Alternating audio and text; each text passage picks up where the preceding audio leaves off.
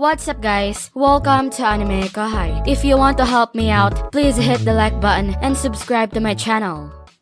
The day's finally here. She shouted. Can't wait to see the kind of food that'll make Midray moan with excitement. Not a problem. I replied, voice low. But isn't anyone angry with you?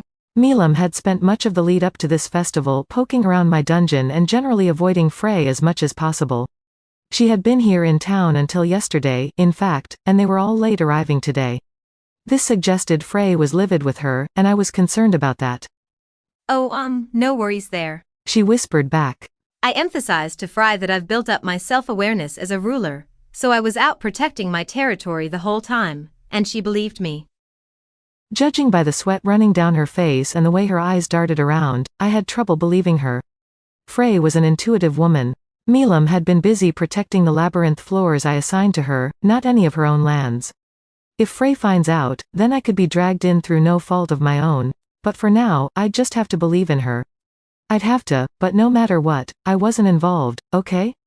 Even if it means ditching Milam at the side of the road. Thank you for inviting me today, Frey said after I was done with Milam. I apologize for our tardiness. Then she looked into my eyes. Lady Milam, she furtively continued. our new master, was absent from my sight until this morning. It took some time to fit her for her ceremonial wear. Ah, yes, I see. Well, I certainly don't mind it at all, so please enjoy yourselves for the next few days. I turned my eyes away from her penetrating gaze, talking my way out of my imagined predicament. As a slime, if I ever got nervous, it'd never be discernible on the outside. Now, I feared my eye movements made my inner intentions bleedingly obvious. Whenever I dealt with anyone as intuitive as she was, I could never afford to look them in the eye. Oh, of course, here I am, leaning on you to build an entire new city for us, and now you've even invited me to this grand event. I have so much to thank you for. Frey smiled. The thanks helped me loosen up a bit. That was all it took to create new problems for myself. Well, I hope our food here is to your liking. And yes, are there any ingredients you can't have? We do have chicken on the menu, but if that's a problem. It was only at that point that I realized the mistake I was making. Chick-en? Tension cut across the air like an icicle. Oh no, I thought, but it was too late. Sir Rimuru, are you equivocating myself with livestock? No, I didn't mean to. Frey was still smiling. The twin wings around her all but snarled at me. What a mistake. What did I just say? Loose lips do sink ships. They had just sunk mine. But as I agonized over how to react.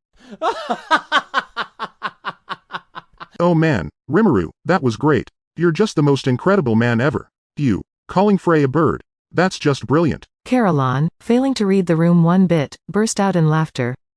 Yeah. Milam respectfully added. I could never do that. Stop it, guys. Quit giving me those sparkling, wonder-laden eyes of yours. May I ask what's so funny, Carrion? And you too, Milam? Now Frey was annoyed. I was clearly at fault. No, I'm sorry. That was a mistake on my part. I just thought you may not like poultry, but I see I was overthinking matters. At a time like this, a humble apology is your best bet. Trying to cop an attitude could lead to even worse disagreements later. So I tried to calm Frey down as best I could, bowing my head despite everyone around me. She reacted to this with a look of surprise. Sir Rimuru, you're exactly the sort of person I hoped you might be. I realized you didn't intend to insult me, but I just wanted to test your reaction. Now I know. Seeing how you hold yourself has doubtlessly helped Lady Milam grow, and mature as well. The composed smile returned to her face. Milam was no longer a tyrant. She wasn't exactly a benevolent ruler, no, but at least she was willing to listen to people a little more, and Frey must have thought I was the reason, so she used my mistake to test me a little. She must have hoped I was an example for her to follow. Bowing to her, then, was the correct answer. If Milam was imitating me, after all, I should have expected Frey to test me. If I was a bad example for her, after all, she might have kept Milam from visiting me. I had to hand it to Frey. I thought she was a scary big sister type, but she really was looking out for Milam. As for bad examples. By the way, Carrion, what exactly was so funny again? Would you mind explaining in a way I would understand? A wave of pressure crashed on Carrion's head. I could almost hear the sound of twisted metal when it hit home. Frey descended upon him with lightning speed, her graceful hand palming his entire head. In terms of muscle, Carrion could win out, but this eagle-like grip was definitely something Frey had over him. Wait a sec, ow. Ah, seriously, ow. Frey's arm was stiffened from her elbow to her fingertips.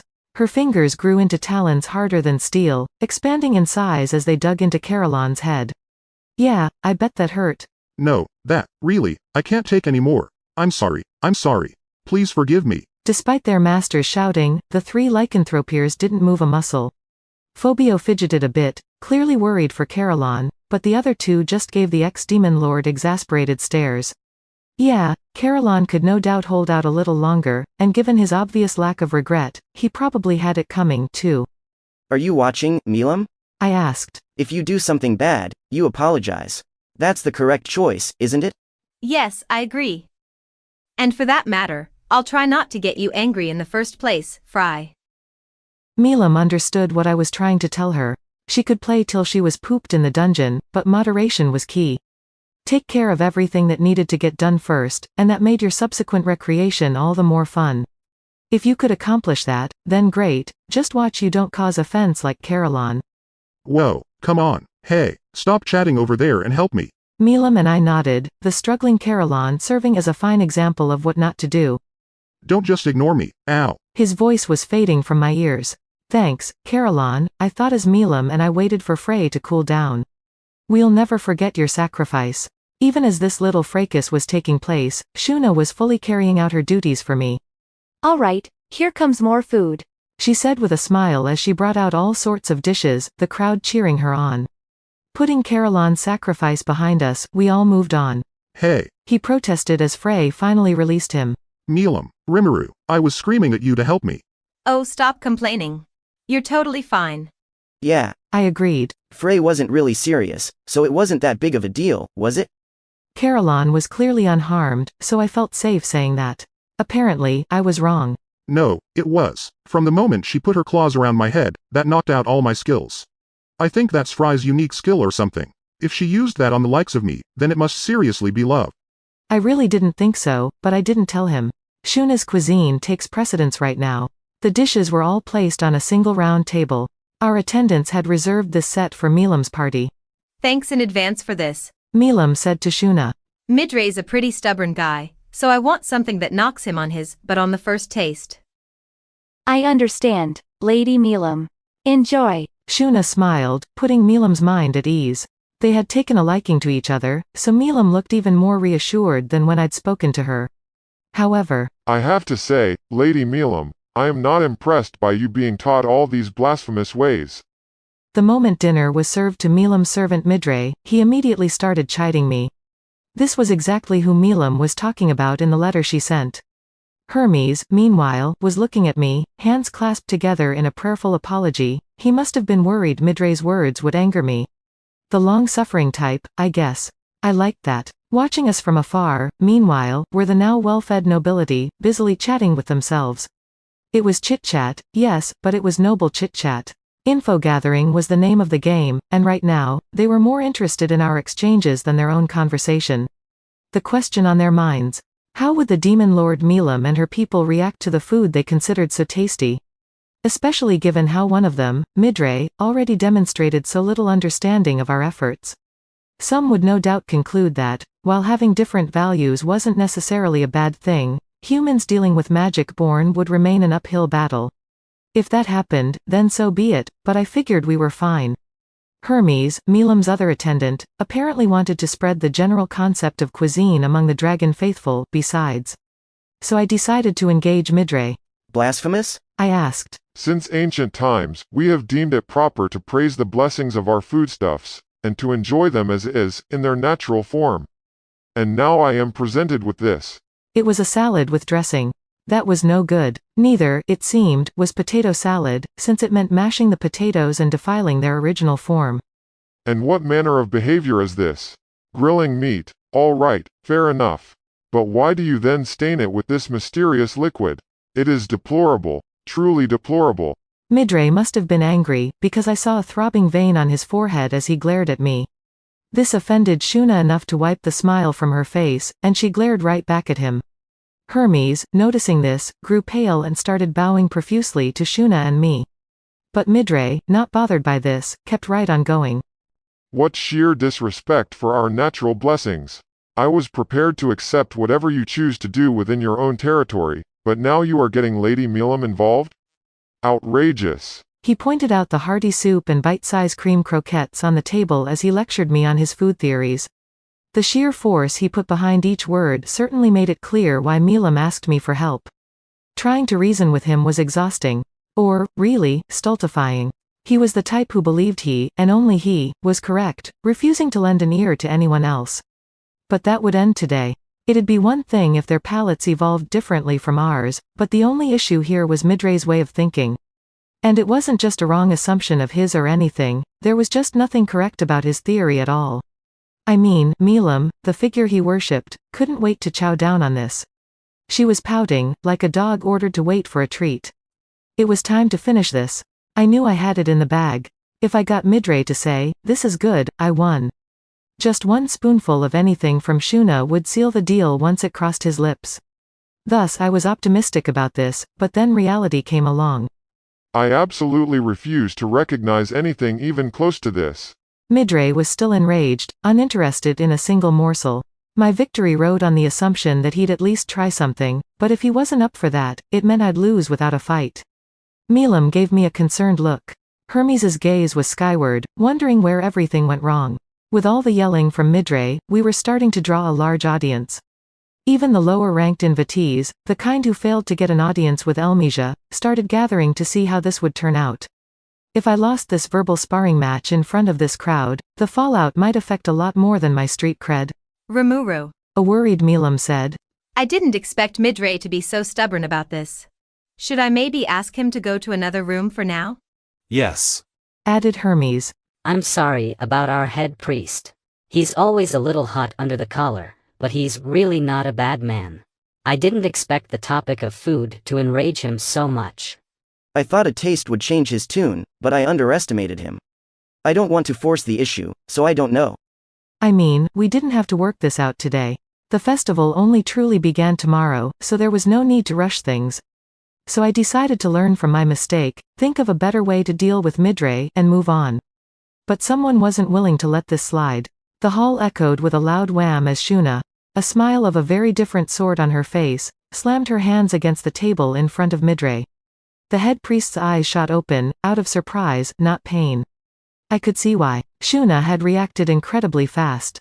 Even if you were prepared for it, not many people could have reacted in time. What are you doing? Silence. A glassy-eyed Shuna shouted, taking a bowl of stew and thrusting it in his face. See all the ingredients in this stew? This is what Sir Rimuru sees as their ideal state. What? What's that mean? Under Sir Rimuru, She continued as I sat there stupefied. there are gathered lycanthropes, there are harpies, there are the magic-born who once served Clayman. There are even dragonutes like yourself. Any one of those races alone would be powerful, I am sure. But bring them all together, and they will enjoy even more power than ever before. Please try this. With unexpected force, Shuna made Midray grasp the spoon. Swallowed up by the momentum, Midray meekly brought it to his lips. And here I had given up. Shuna made it look so easy, and once we reached this point, the results were just what we expected. Abject surprise crossed Midray's face. What is this? Well, it's good, isn't it? Said Shuna. This is called harmony. Each individual ingredient tones itself down in order to form a complete overall taste. That's the fervent hope contained in this stew. Oh, and here I thought it was just a nice bowl of soup. It's good. Better than any kind of vegetable I've eaten before. This single spoonful has so much depth to it. Yeah, I could imagine. Compared to raw veggies, Shuna's cuisine is always gonna take the prize. To Midray, it must have been an unprecedented, revolutionary discovery. A red-faced Hermes said. I would appreciate it if you could stop looking at me like a poor beggar on the road. Very clearly, he didn't want people to think he was like his boss. I'd probably say the same thing. I knew all about people trying to do the right thing and their bosses shutting them down, and those very peons being held responsible anyway when things went south. I felt bad for him, so I gave him a reassuring nod for his troubles. Even as Hermes and I exchanged glances, Midray was finishing off the bowl of stew. If you understand now. A much sunnier Shuna told him. Then very well. But please remember this. Cuisine is about far more than this single bowl. After that stew, Midray seemed much more receptive to her words. What do you mean? He asked back, face serious and thoughtful. If this stew, She replied, is like the landlady Milam rules over, then this loaf of bread is the kingdom of Bloomend. This steak is the new land of Farminus. If this foie gras terrine is the Dwarven kingdom, I suppose that makes the seafood here Thalian. You can combine them in many ways, but no cuisine can survive on a single plate. And nations are the same way. It's the broad, deep connections among them that make them more bountiful and satisfying. That is the world Sir Rimuru seeks. The smile on Shuna's face came from the heart. Midray must have felt something from it, because now his eyes turned to the other dishes on the table. He thought for a moment in silence, not just him but everyone watching from afar. It is? Sure. Diplomatic relations certainly are important. I replied. Indeed. But I did not know that His Majesty, the Demon Lord Rimuru, had such thoughts. How wonderful. And even the best of cuisine can be ruined with the wrong amount of salt. Instead, he's bringing different dishes together to form a complete full course, then. A truly fascinating concept. Now the crowd excitedly talked among themselves. Couldn't say I thought about it that way, no, but Shuna's forceful persuasion must have spoken to their hearts in grand fashion. Considering the total lack of theme to the buffet food, it was really a stretch, but it worked. Honestly, Shuna had impressed me just now. Not only her speech but the glorious food that did so much of the talking for her. People like Midray, afraid of values different from their own, now found it in themselves to dream of a future where humans and monsters worked together, all thanks to the example of harmony within cuisine. Also, Shuna added, note that it takes more than simply tossing everything into a bowl and mixing it up. Her eyes turned on Shion behind me for just a moment, and I'll just pretend I didn't notice that, thanks. So now that we've convinced you, bear in mind that most food's best while it's warm. Lady Milam, Lord Carrion, Lady Frey, and all their attendants, please enjoy it before it gets cold. Her words were like a starter pistol to Milam's ears. She immediately dove in. Yes. This is great. That, plus her wide grin, was the answer she had for us, loud and clear. No need for grandiose vocabulary with her. One look at that face, and it was easy to understand. I see. I have been mistaken, and Lady Milam waited so patiently for me to realize it. The message came across to Midray, too. After far too long, he had finally seen the light. Now, Sir Midray, no need to feel depressed. You'll just make things gloomy for the whole table. Let's enjoy it while it's hot. Hermes's advice, not advised for the current situation, although he likely knew that full well and said it anyway, made a vain throb on Midray's head once more. You. What? Why is your head looking like a melon? Why be angry, Midray? Hermes is right. Besides, if you don't chow down soon, I'm gonna eat it all instead. Count yourself lucky today, Hermes. On behalf of Lady Milam and this fine food before me, I will forgive this affront.